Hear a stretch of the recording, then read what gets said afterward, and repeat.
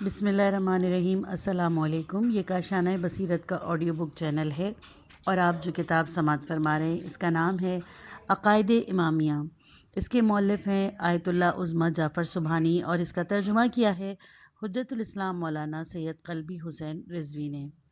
آئیے سنتے ہیں اس کتاب کا پارٹ نمبر 7 صفحہ نمبر 99۔ ارشاد ہوتا ہے کہ آپ کہہ دیجئے اگر میرے پروردگار کے کلمات کے لیے سمندر بھی روشنائی بن جائے تو کلمات رب کے ختم ہونے سے پہلے ہی سمندر ختم ہو جائے گا، چاہے اس کی مدد کے لیے ہم ویسا ہی سمندر اور بھی لے آئیں۔ سورہ کہف آیت نمبر 109۔ اس آیت میں کلمات کا مقصد خدا کی مخلوقات ہیں کہ خداوند متعال کے ذات کے علاوہ کسی کی طاقت نہیں کہ ان کا شمار کر سکے۔ مثال کے طور پر خداوند متعال کی ایک آیت کریمہ میں حضرت مسیح کو کلمات اللہ کہہ کر پکارتا ہے اور ارشاد ہوتا ہے سورہ نساء آیت نمبر 171، حضرت عیسیٰ علیہ السلام اس کا کلمہ ہے جسے مریم علیہ السلام کی طرف القاء کیا گیا ہے۔ امیر المومنین حضرت علی علیہ السلام اپنے ایک بیان میں کلام خدا کو تخلیق خدا اور اس کے فعل کے طور پر بیان کرتے ہوئے فرماتے ہیں، نہج البلاغہ خطبہ نمبر 184، خداوند متعال جس چیز کو خلق کرنا چاہتا ہے اسے کہتا ہے ہو جا اور وہ چیز وجود میں آ جاتی ہے، لیکن اس کا کہنا اونچی آواز میں اور کان سے سننے جانے والی ندا کی صورت میں نہیں ہوتا، بلکہ خدا کا کلام اس کا فعل ہے کہ موجود کو عدم سے وجود میں لاتا ہے اور اسے تحقق بخشتا ہے۔ 39ویں اصل۔ گزشتہ بحث میں کلام خدا کی حقیقت دو تفسیروں کے ذریعے واضح ہوئی، جس میں دو تفسیریں پہلی کی نسبت عام تھی۔ ساتھ ہی اس بحث میں ثابت ہوا کہ کلام خدا حادث ہے اور قدیم نہیں ہے، چونکہ اس کا کلام فعال ہے اور فعل خدا حادث ہوتا ہے، اسی لیے تکلم بھی امر حادث ہے۔ اس کے باوجود کہ کلام خدا حادث ہے، پھر بھی احترام و ادب کو مد نظر رکھتے ہوئے اور غلط فہمی سے بچنے کے لیے کلام خدا کو مخلوق نہیں کہتے، تاکہ اسے جعل اور خود ساختہ نہ کہا جائے، ورنہ اگر اس امر کو نظر انداز کر دیں تو فطری طور پر خداوند متعال کے علاوہ ہر چیز مخلوق خدا ہے اور اس کی پیدا کردہ ہے۔ سلمان ابن جعفر جعفری کہتے ہیں کہ میں نے 7ویں امام حضرت امام موسیٰ کاظم علیہ السلام سے سوال کیا، کیا قرآن مخلوق ہے؟ حضرت علیہ السلام نے جواب میں فرمایا، میں کہتا ہوں کہ قرآن خدا کا کلام ہے۔ توحید صدوق صفحہ نمبر 223، باب قرآن ماخو، حدیث نمبر 2۔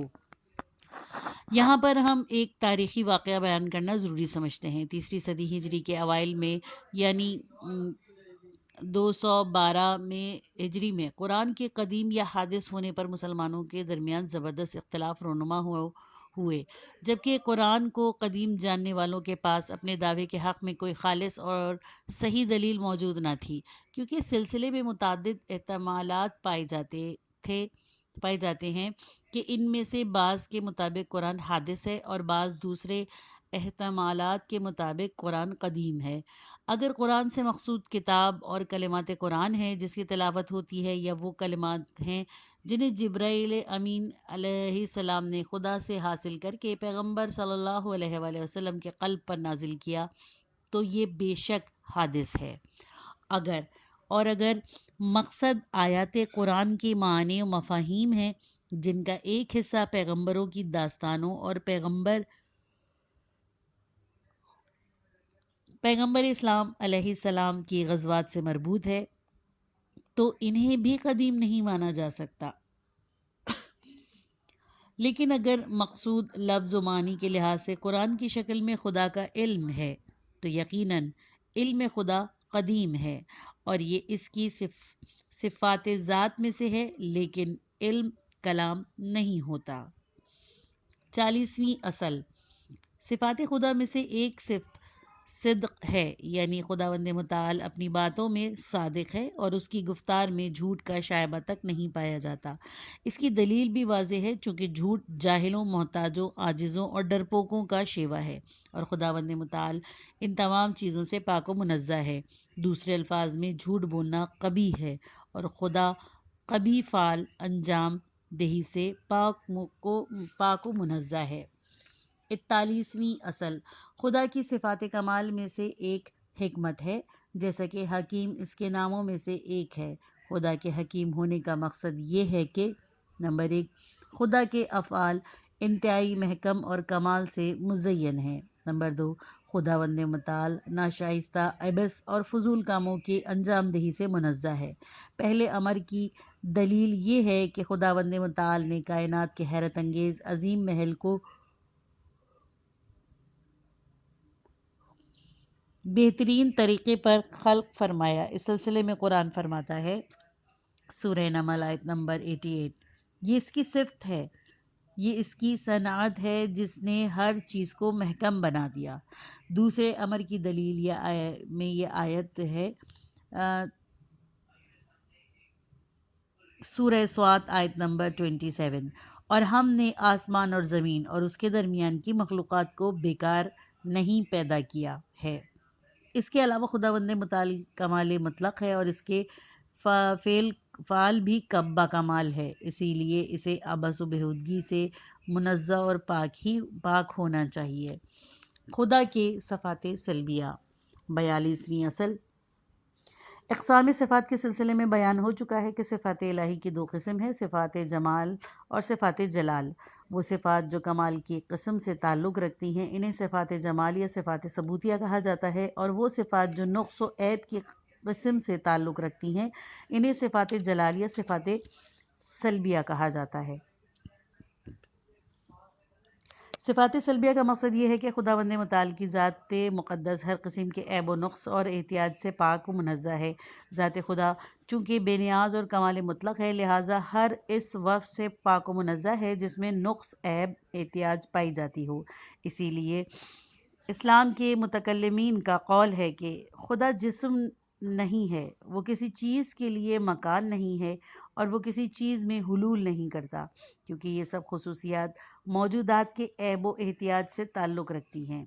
اس کے علاوہ خدا کے لیے معیوب صفات میں سے ایک اور اس کا مرئی ہونا ہے، چونکہ مرئی ہونے کی صورت میں ضروری ہے کہ اسے دیکھے جانے کی شرائط و حالات پائے جائیں، جیسے الف، ایک جگہ اور خاص جہت میں ہو، ب، اندھیرے میں نہ ہو یعنی اس پر روشنی پڑ رہی ہو، جیم، اور اس کے اور دیکھنے والے کے درمیان ایک معین فاصلہ ہو۔ واضح ہے کہ یہ شرط ایک مجسم اور مادی وجود کے آثار ہیں، نہ کہ خدائے متعال کے۔ اس کے علاوہ خدا کا مرئی ہونا دو حالت سے خارج نہیں، یا اس کا پورا وجود مرئی ہے یا اس کا وجود کا کچھ حصہ مرئی ہے۔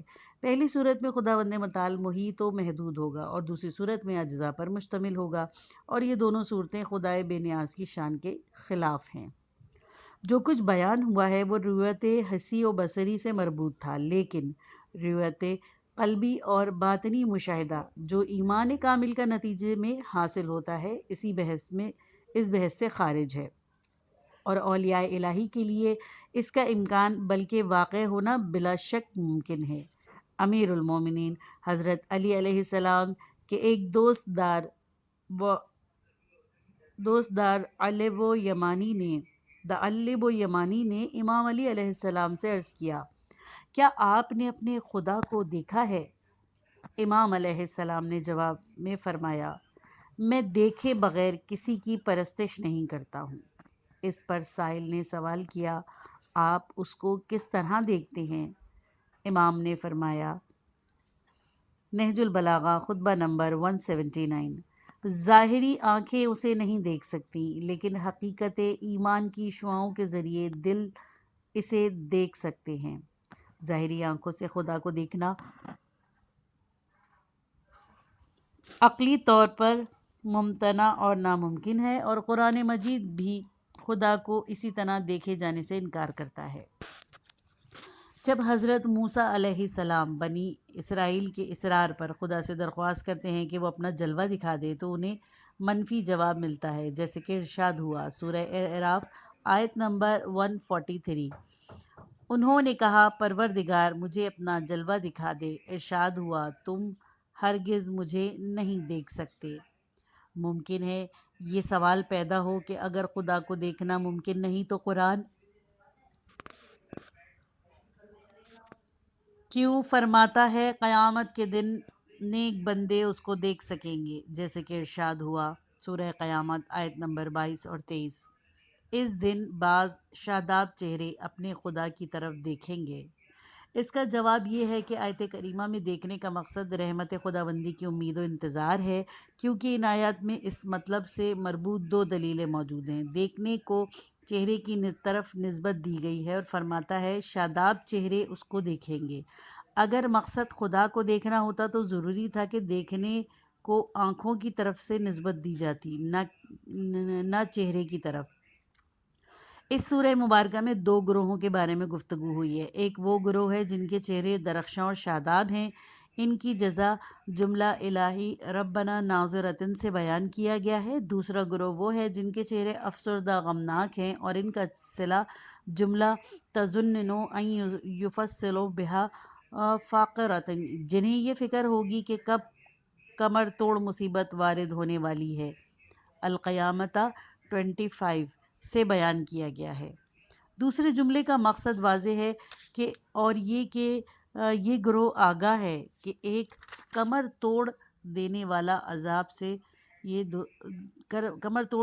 عذاب سے دوچار ہونے والے ہیں، اسی لیے فطری طور پر یہ گروہ ایسے ہی عذاب کا متوقع ہوگا۔ ان دو گروہوں کے درمیان مقابلے کی قرینے سے پہلی آیت کے مفہوم و مقصد کو آسانی سے پایا جا سکتا ہے، اور وہ یہ کہ شاداب چہرے والے رحمت خدا کے منتظر ہوں گے، اور جو کہا گیا ہے کہ خدا کی طرف دیکھتے ہیں اس سے انتظار رحمت کی طرف اشارہ و کنایہ ہے۔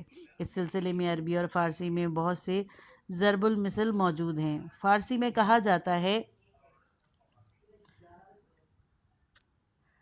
فلانی چشمش بدست دگیری است، فلاں شخص کی آنکھیں دوسرے کے ہاتھ پر ہیں، یعنی اس سے مدد کی توقع ہے۔ اس کے علاوہ اصولی طور پر قرآن مجید کی آیت کی تفسیر میں ایک ہی آیت پر اکتفا نہیں کرنا چاہیے، بلکہ اس موضوع پر نازل شدہ تمام مشابہ آیات کو ایک جگہ پر جمع کیا جانا چاہیے تاکہ مجموعی طور پر آیت کا حقیقی مفہوم حاصل کیا جا سکے۔ رویت کے سلسلے میں بھی اگر اس موضوع سے مربوط تمام آیات و روایات کو قرآن و سنت سے جمع کیا جائے تو اسلام کی روح سے رویت کا ممتنع و ناممکن ہونا واضح ہو جائے گا۔ یہیں سے معلوم ہوتا ہے کہ حضرت موسیٰ علیہ السلام کی طرف سے رویت کی درخواست دراصل بنی اسرائیل کے اصرار پر تھی کہ وہ ان سے کہتے تھے جس طرح آپ خدا کی آواز سنتے ہیں اور ہم سے بیان کرتے ہیں، اسی طرح خدا کو بھی دیکھ کر اس کی توصیف ہم سے بیان کر دیجئے۔ جب تم نے موسیٰ علیہ السلام سے کہا کہ ہم اس وقت تک ایمان نہ لائیں گے کہ جب تک خدا کو اعلانیہ نہ دیکھ لیں، سورہ بقرہ آیت نمبر 55۔ اسی لیے حضرت موسیٰ علیہ السلام نے خداوند متعال سے رویت کی درخواست کی اور جواب منفی ملا، جیسے کہ ارشاد ہوا سورہ اعراف آیت نمبر 143۔ تو اس کے بعد جب موسیٰ علیہ السلام ہمارا وعدہ پورا کرنے کے لیے اور ان کے رب نے ان سے کلام کیا تو انہوں نے کہا کہ پروردگارا مجھے اپنا جلوہ دکھا دے، ارشاد ہوا تم ہرگز مجھے نہیں دیکھ سکتے۔ صفات خبری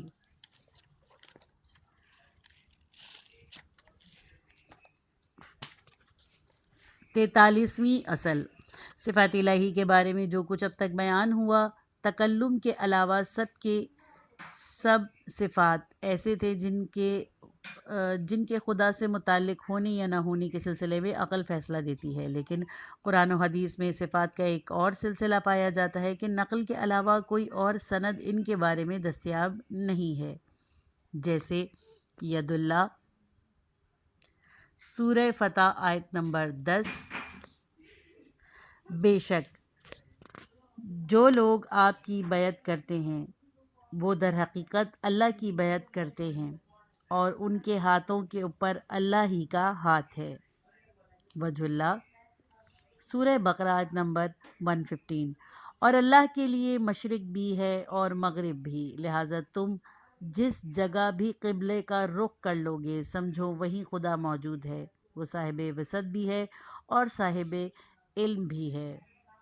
عین اللہ، سورہ ہود آیت نمبر 37۔ اور ہماری نگاہوں کے سامنے ہماری وحی کی نگرانی میں کشتی تیار کرو۔ علی العرش استویٰ، سورہ طٰہٰ آیت نمبر 5۔ وہ رحمان عرش پر اختیار و اقتدار رکھنے والا ہے، اور اسی طرح دوسرے نمونے۔ اس طرح کی صفات کو صفات خبری کہنے کی وجہ یہ ہے کہ صرف آیات و روایت ان کے بارے میں خبر دیتی ہیں۔ یہ امر قابل توجہ ہے کہ عقل و فہم ان صفات کے ان کے عرفی اور دنیاوی معنی میں تفسیر نہیں کر سکتی، کیونکہ اس کا لازمی نتیجہ تجسم و تشبیہ ہوتا ہے کہ عقل و نقل سے ثابت ہے کہ ان چیزوں کا خدا سے نسبت دینا درست نہیں۔ اسی لیے ان صفات کو حقیقی تفسیر کو پانے کے لیے قرآن مجید میں موجود اس قسم کی تمام آیات کو مد نظر رکھنا ضروری ہے۔ اس کے علاوہ ہمیں یہ جاننا چاہیے کہ عربی زبان میں بھی دوسری زبانوں کی طرح مجاز و کنایہ سے مالا مال ہے، اور قرآن مجید چونکہ قوم عرب سے گفتگو کرتا ہے اسی لیے اس شیوے سے استفادہ کرنا ناگزیر ہے۔ اب ہم ان صفات کے بارے میں قدر تشریح کرتے ہیں۔ الف، خدائے متعال کی مذکورہ پہلی آیات میں فرماتا ہے جو لوگ آپ کی بیعت کرتے ہیں وہ در حقیقت اللہ کی بیعت کرتے ہیں۔ اس کے بعد فرماتا ہے خدا کا ہاتھ ان کے ہاتھ کے اوپر ہے، یعنی خدا کی قدرت ان کی قدرت سے بالا تر ہے، نہ یہ کہ خدا کے جسمانی ہاتھ میں اور اس کے ہاتھ میں ان کے ہاتھوں کے اوپر قرار پائے ہیں۔ اس کی دلیل یہ ہے کہ اس آیت کے اگلے حصے میں بیان ہوا ہے۔ اب اس کے بعد جو بیعت کو توڑ دیتا ہے وہ اپنے ہی خلاف اقدام کرتا ہے، اور جو عہد الہی کو پورا کرتا ہے خدا ان قریب اس کو اجر عظیم عطا کرے گا۔ اس قسم کی گفتگو میں جس میں عہد شکنوں کو دھمکی دی گئی ہے اور ایفائے عہد کرنے والوں کو مژدہ سنایا گیا ہو، اس امر کی دلیل ہے کہ ید اللہ کا مقصد قدرت و حاکمیت خدا ہے۔ دراصل کلمہ ید بعض اوقات مختلف زبانوں میں قدرت کے معنی میں کنایہ کے طور پر استعمال ہوا ہے، جیسے فارسی میں ضرب المثل ہے، دست بالائی دست بسیار است۔ خداوند متعال کے بارے میں وجہ کا مقصد خدا کی ذات اقدس ہے، نہ کہ انسان کا جیسا کوئی خاص عضو۔ قرآن مجید انسانوں کی نابودی کا ذکر کرتے ہوئے فرماتا ہے، سورہ رحمان آیت نمبر 26، جو بھی روئے زمین پر ہے سب فنا ہو جانے والا ہے۔ اور اس کے ساتھ ہی خداوند متعال کی پائیداری و بقا کا ذکر کرتے ہوئے یہ کہ اس میں فنا نہیں ہے فرماتا ہے، سورہ رحمان آیت نمبر 27، صرف تمہارے رب کی ذات جو صاحب جلال و اکرام ہے وہی باقی رہنے والی ہے۔ اس بیان کے زیر بحث یہ آیت کریمہ کا معنی واضح ہو جاتا ہے، یعنی اس کا مطلب یہ ہے کہ خداوند متعال ایک خاص جگہ پر نہیں ہے، بلکہ اس کے وجود تمام چیزوں کی کا احاطہ کیے ہوئے ہے، اور جس طرف بھی ہم رخ کریں گے اس کی طرف رخ کیا ہے۔ اس کا مطلب کو ثابت کرنے کے لیے ہم دو صفتوں کی طرف اشارہ کرتے ہیں۔ واسع، نمبر 1 واسع، خدا کا وجود لامتناہی ہے۔ نمبر 2 علیم، وہ ہر چیز سے آگاہ ہے۔ تیسری آیت میں اس کا ذکر ہے کہ حضرت نوح علیہ السلام خداوند متعال کی طرف کشتی بنانے پر مامور ہوئے تھے۔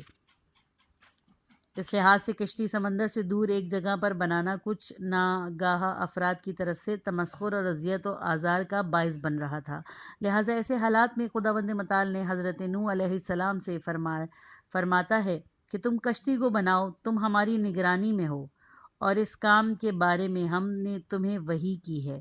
مطلب یہ کہ حضرت نوح علیہ السلام نے خدا کے حکم کے مطابق عمل کیا ہے، اور قدرتی طور پر اس کی طرف سے آپ کی حفاظت و حمایت ہوگی، اور تمسخر کرنے والے انہیں کسی قسم کا ضرر و نقصان نہیں پہنچا سکتے۔ عربی لغت میں عرش تخت کو کہتے ہیں، اور کلمہ استوا جب کلمہ اعلیٰ کے ساتھ آئے تو اس کے معنی قرار استحکام اور تسلط کے ہوتے ہیں۔ چونکہ بادشاہ وہ حکام عمومی طور پر تخت پر بیٹھ کر مملکت کے امور چلاتے تھے، لہٰذا اس قسم کی تعبیر حکومت کی قلمرو پر تسلط، قدرت و تدبیر کی طرف کنایا ہے۔ چونکہ دلائل عقلی و نقلی سے خدا کا لامکان ہونا ثابت ہے، اسی لیے اس قسم کی تعبیرات کا مطلب یہ نہیں ہے کہ خداوند متعال کسی مادی تخت پر بیٹھا ہوگا، بلکہ یہ کائنات کی پیدائش کے سلسلے میں تدابیر پر تسلط کی طرف کنایا ہے، اور اس سلسلے میں واضح دلیل کے طور پر دو چیزوں کی طرف اشارہ کرنا کافی ہے۔ قرآن مجید کی متعدد آیات میں کلمہ استوا سے پہلے زمین و آسمان کی پیدائش اور یہ کہ خداوند متعال نے خلقت کے محل کو نامرئی ستونوں پر کھڑا کیا ہے ذکر ہوا ہے۔ متعدد آیات میں کلمہ استوا کے بعد کائنات کے امور کی تدبیر کا ذکر آیا ہے۔ چونکہ یہ جملہ دو مطلب یعنی کائنات کی پیدائش اور امور کی تدبیر کے درمیان واقع ہوا ہے، اسی لیے عرش پر مستقر ہونے کے لفظ سے اس معنی کو پایا جا سکتا ہے جو قرآن بیان کرنا چاہتا ہے کہ ہستی کی پیدائش وہ بھی اس پوری عظمت کے ساتھ اس کا امر موجب نہیں بنی ہے کہ امور کی زمام خدا کے ہاتھ سے خارج ہو جائے، بلکہ وہ خلقت کے علاوہ تدبیر کائنات کی باغ ڈور بھی اپنے ہی دست قدرت میں رکھتا ہے۔ اور ہم اس قسم کی آیت میں سے صرف ایک کا یہاں پر نمونے کے طور پر ذکر کرنا کافی سمجھتے ہیں۔ سورہ یونس آیت نمبر 3۔ بے شک تمہارا پروردگار وہ ہے جس نے زمین و آسمان کو 6 دنوں میں پیدا کیا ہے، پھر اس کے بعد عرش پر اپنا اقتدار قائم کیا ہے، وہ تمام امور کی تدبیر کرنے والا ہے اور کوئی اس کی اجازت کے بغیر شفاعت کرنے والا نہیں ہے۔ Reference number 1۔ اس سلسلے میں سورہ رعد کی آیت نمبر 2، سورہ سجدہ کی آیت نمبر 4 اور سورہ اعراف کی آیت نمبر 154 کا بھی مطالعہ کر سکتے ہیں۔ چوتھا حصہ کلیات عقائد۔ عدل الہی 38ویں 44ویں اصل۔ تمام مسلمان خدا کو عادل جانتے ہیں اور عدل اور خداوند متعال کی صفات جمال میں سے ایک ہے۔ اس عقیدے کی بنیاد یہ ہے کہ قرآن مجید میں خدا سے ہر قسم کے ظلم کا سرزد ہونے کی نفی ہوئی ہے، اور اسے اس عنوان سے یاد کیا گیا ہے کہ وہ عدل قائم کرنے والا ہے، جیسا کہ ارشاد ہوتا ہے سورہ نساء آیت نمبر 40، خدا کسی پر ذرہ ظلم نہیں کرتا۔ سورہ یونس آیت نمبر 44، اللہ انسانوں پر ہرگز ظلم نہیں کرتا۔ سورہ آل عمران آیت نمبر 18، اللہ خود گواہ ہے کہ اس کے علاوہ کوئی خدا نہیں ہے، ملائکہ اور صاحبان علم گواہ ہیں کہ وہ عدل کے ساتھ قائم ہے۔ مذکورہ آیت کے علاوہ عقل بھی واضح طور پر عدل الہی کے بارے میں فیصلہ دیتی ہے۔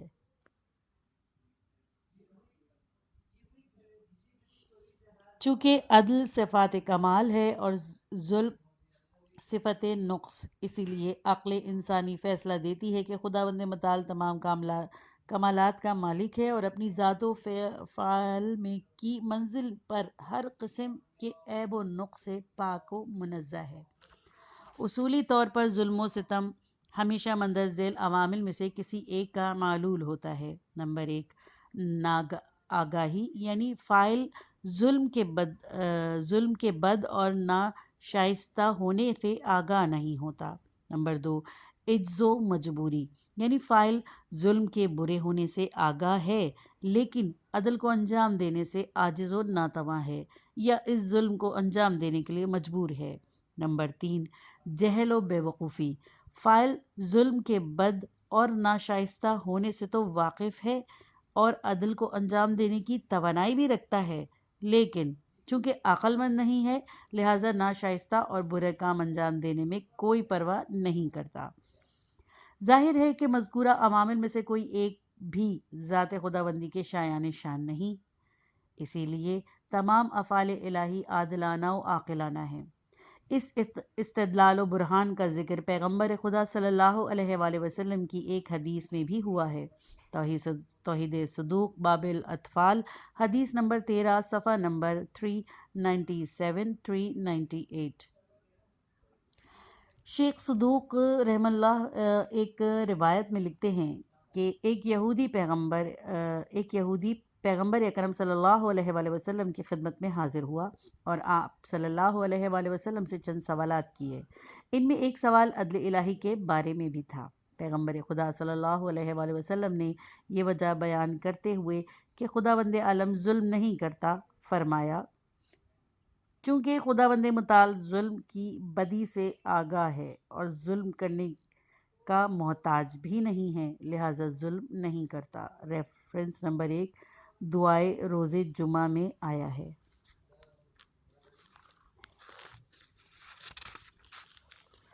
عدل کے قائل متکلمین نے بھی عدل الہی کی بحث میں اس برہان و استدلال سے استفادہ کیا ہے۔ کشف مراد، صفحہ نمبر 305۔ ان آیات کی روشنی میں مسلمان عدل الہی پر اتفاق نظر رکھتے ہیں، لیکن اس کی تفسیر میں اختلاف سے دوچار ہوئے ہیں اور مندرجہ ذیل دو نظریوں میں سے ایک کا انتخاب کیا۔ الف، انسان کی عقل افعال کے حسن و قبیح کو محسوس کر سکتی ہے اور اچھے کام کے فاعل کے کمال کی علامت جانتی ہے اور برے کام کو اس کے نقص کی علامت جانتی ہے۔ خداوند متعال چونکہ ذاتاً تمام کمالات وجودی کا مالک ہے، اسی لیے اس کا ہر فعل کامل و پسندیدہ ہے اور اس کی ذات مقدس ہر قسم کے قبیح اور برے فعل سے منزہ و پاک ہے۔ اس امر کی طرف توجہ مبذول کرانا ضروری ہے کہ عقل ہرگز خدا کے بارے میں کوئی حکم صادر نہیں کرتی اور کبھی نہیں کہتی کہ خدا کو عادل ہونا چاہیے، بلکہ یہاں پر عقل کا کام خداوند متعال کے فعل کی حقیقت کا انکشاف کرنا ہے، چونکہ خود ذات باری تعالیٰ کمال مطلق اور ہر گناہ عیب و نقص سے پاک و منزہ ہے۔ نتیجے کے طور پر خداوند متعال اپنے بندوں سے عدل و انصاف کے ساتھ پیش آتا ہے۔ حقیقت میں مذکورہ قرآنی آیات بھی اسی چیز کی تائید و تاکید کرتی ہیں جیسے عقل محسوس کرتی ہے، اور یہ وہی مسئلہ ہے جو اسلامی علم کلام میں حسن و قبیح عقلی کے نام سے مشہور ہے، اور اس کا نظریے کے حامیوں کو عدلیہ کہتے ہیں، جن میں سر فہرست امامیہ ہیں۔ ب، اس نظریے کے مقابلے میں ایک دوسرا نظریہ بھی ہے، اور اس نظریے کے مطابق انسان کی عقل و فہم افعال حسن قبیح کا ادراک حتمی اور عمومی طور پر کرنے سے عاجز و ناتواں ہے، اور حسن و قبیح کو جاننے کا تنہا راستہ وحی الہی ہے۔ جس کام کا انجام دینے کا خدا حکم فرمائے وہ حسن ہے، اور جس سے وہ نہیں کرے وہ قبیح ہے۔ اس نظریے کی بنیاد پر اگر خداوند متعال حکم دے گا کہ ایک بے گناہ کو جہنم میں ڈال دیا جائے اور ایک گناہ گار کو بہشت میں بھیج دیا جائے تو یہ عین حسن و عدل ہوگا۔ اس گروہ کا اعتقاد یہ ہے کہ اگر ہم خدا کو عادل جانتے ہیں تو صرف اسی لیے کہ کتاب آسمانی قرآن مجید میں یہ وصف بیان ہوا ہے۔ 45ویں اصل، چونکہ مسئلہ حسن و قبیح ہے، ہم شیعوں کو بہت سے عقائد کی بنیاد ہے، اسی لیے ہم اس سلسلے میں موجودہ متعدد دلائل میں سے مختصر نمونے کے طور پر مندرجہ ذیل دلیلوں کی طرف اشارہ کرتے ہیں۔ الف، یہ ایک مسلم حقیقت ہے کہ ہر مسلک و مذہب سے تعلق رکھنے والا انسان دنیا کے جس کسی گوشے میں رہتا ہو، وہ عدل و انصاف کی خوبی، ظلم و ستم کی بدی، عہد و پیمان پر پابند رہنے کی اچھائی، عہد شکنی کی برائی اور حسن یعنی نیکی کا جواب نیکی سے دینا اور قبیح یعنی نیکی کا جواب بدی سے دینا کو درک کرتا ہے۔ تاریخ بشریت کا مطالعہ بھی اس حقیقت کی گواہی دیتا ہے، اور اس کے علاوہ آج تک اس امر کا مشاہدہ نہیں ہوا کہ کسی عاقل انسان نے اس حقیقت کا انکار کیا ہو۔ ریفرنس نمبر 1، تجرید العقائد میں محقق طوسی کی یہ عبارت اس برہان کی گواہ ہے، جہاں انہوں نے کہا کہ اگر حسن و قبیح کو ثابت کرنے کا راستہ شرع تک محدود رہے تو افعال کا حسن و قبیح کلی طور پر منطقی ہوگا اور شرع و عقل دونوں سے ثابت نہیں ہوگا۔ ب، اگر ہم فرض کر لیں کہ عقل افعال کے حسن و قبیح کو درک کرنے میں کلی طور پر ناتواں اور عاجز ہے، اور انسانوں کو تمام افعال کے حسن و قبیح جاننے کے لیے شرع کی طرف رجوع کرنا چاہیے۔ تو ہمیں ماننا پڑے گا کہ حسن و قبیح شرعی بھی قابل اثبات نہیں۔ اس کے علاوہ قرآنی آیات سے بھی پتہ چلتا ہے کہ انسانی عقل بعض افعال کے بارے میں حسن و قبیح کو درک کرنے کی صلاحیت رکھتی ہے۔ اس بنا پر خداوند کریم انسانی عقل و ضمیر کو فیصلے کی دعوت دیتا ہے، جیسا کہ فرماتا ہے سورہ قلم آیت نمبر 35-36، کیا ہم اطاعت گزاروں کو مجرموں جیسا بنا دیں؟ تمہیں کیا ہو گیا ہے؟ کیسا فیصلہ کر رہے ہو؟ یہ پارٹ ختم ہوا۔ کتاب کا اگلا حصہ نیکسٹ پارٹ میں سنیے۔